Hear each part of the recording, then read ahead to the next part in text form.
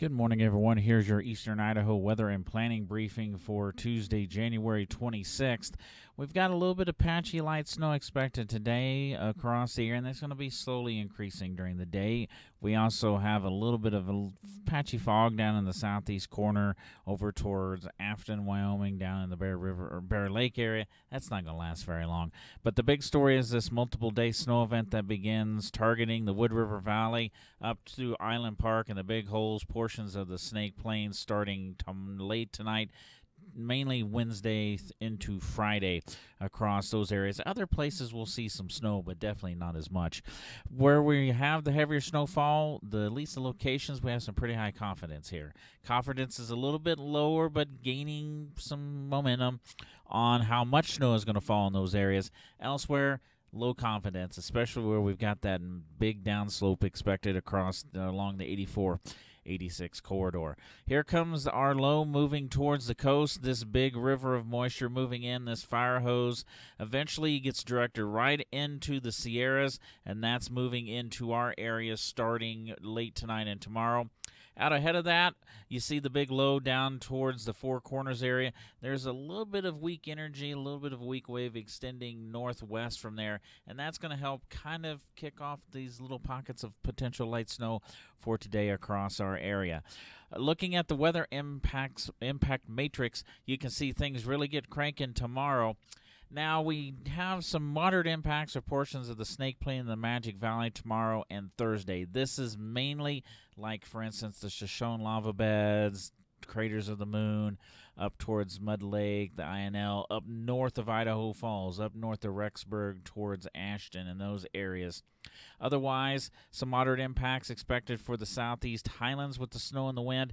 We're going to have some high impacts, especially across the eastern highlands, again across the Arco area, the Mackey area, the Wood River area, the Sawtooth area, especially in the higher elevations. A little bit of shadowing for the Stanley Basin, and then we have some lower impacts for portions of Limhi County, especially down closer to Lone Pine and Gilmore Summit. Those impacts start to let up a little bit as we go through the day Friday. Just some lingering light snow as we go into Saturday across portions of central and eastern Idaho. Here's a look at how things are going to progress, and this is kind of a general trend. Might see some variations, some tweaks, and some changes in the next few hours and how this happens. So going into this evening, some very light snow developing across portions of the eastern highlands, especially up into portions of the Island Park area. Now you'll notice overnight, here's when the moisture really starts to push in to central and eastern Idaho, back in towards western Idaho as well. By the time we get towards the morning commute, most of the precipitation is falling north of the Snake River, falling north of I-84 and also I-86, pushing into the Wood River area. Some lighter precipitation across portions of the upper Snake Plain into the Island Park area. Also trying to push into the Big Holes as we go through the day tomorrow. That moisture increases and shifts on to the east. Now here we are at noon. You'll notice because of the southerly flow, quite a bit of precipitation again falling into the Soldiers, the Sun Valley, Wood River area on up towards Island Park. We do have a band of precipitation shifting east south of there, but you'll notice the shadowing effect once you get up towards Chalice, once you get up towards Highway 28, up towards Gilmore Summit and Lone Pine, especially away from the Snake Plain. Not much going on except maybe in the highland areas. Now as we go through the day tomorrow, you'll notice that band shifts east. Here's going to be the problem. Yeah, we got quite a bit of precipitation expected in some areas along the 84-86 corridor, but where we have that downslope, especially along the interstate, a lot of this may not even reach the ground. Very light precipitation, and actually may be a light rain or a light rain-snow mix, and if it does snow, it's not expected to stick. And this pattern pretty much continues into Wednesday night and Thursday.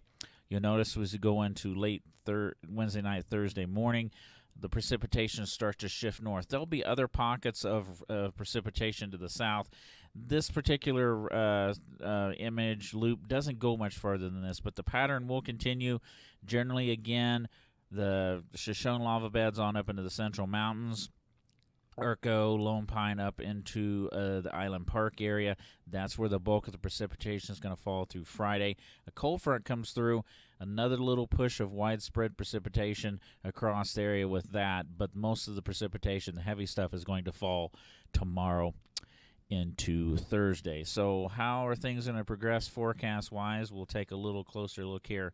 For today, temperatures warming to above freezing, especially across portions of the lower Snake Plain into the Magic Valley, towards the Treasure Valley, down towards the South Hills as well. Cooler across the rest of the region. And for this evening, there's that very light snow over into the eastern highlands, and we start to see the pattern taking shape overnight with some very light snow, Island Park, down towards Arco, over into the Wood River Valley. Maybe a few pockets of light snow or flurries elsewhere, especially in the southern highlands. Here's those winds, and you can start to see those pretty gusty southerly winds down across the southeast, the southern highlands, into the 84-86 corridor. For tomorrow morning, these temperatures will be being held up closer to 30 degrees in those areas. Temperatures were much cooler elsewhere. Now we start to see the snow increasing tomorrow morning. Some areas in the around Sun Valley, 3 to 6 inches of snow in a 6 or so hour period. So snowfall rates picking up for tomorrow morning. Elsewhere, the snow is a little slow to pick up. We go into tomorrow afternoon, you can see that snow spreading across portions of the INL, Craters of the Moon, on up into the Island Park area. Don't see very much along that downslope corridor, along the 84-86 corridor. Light amounts of snow elsewhere across the area. And look at these winds really cranking up. Some areas seeing some wind gusts 30 to 40, maybe some gusts, especially in the mid and higher elevations, 40 to maybe 45 miles per hour. So there's some blowing and drifting snow problems that we're expecting, especially in where we're getting the heavier snowfall with this storm. And look at these temperatures tomorrow. Some places pushing above freezing. We're going to be near 40. Places like Pocatello, Burley, Twin Falls, Jerome, Oakley. So these areas, it's going to be fairly dry. So it's going to be warm. Whether it falls as very light snow or very light rain, a little bit of both, that's kind of where our confidence is pretty low at this point for tomorrow during the day. Into tomorrow evening, we're starting to continue to see the snow falling in the same areas, maybe letting up just a little bit as we get a little bit of a lull in the snowfall, but then going into tomorrow night and Thursday, early Thursday morning, same pattern, the snow amount starting to pick up just a little bit. Those wind gusts still across the area, still pretty strong. Some blowing and drifting snow is expected.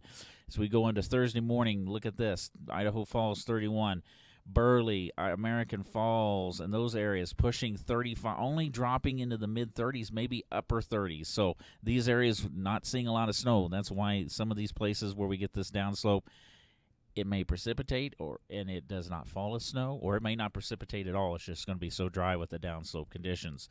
Winds starting to die down on Thursday. Still pretty warm across much of the area.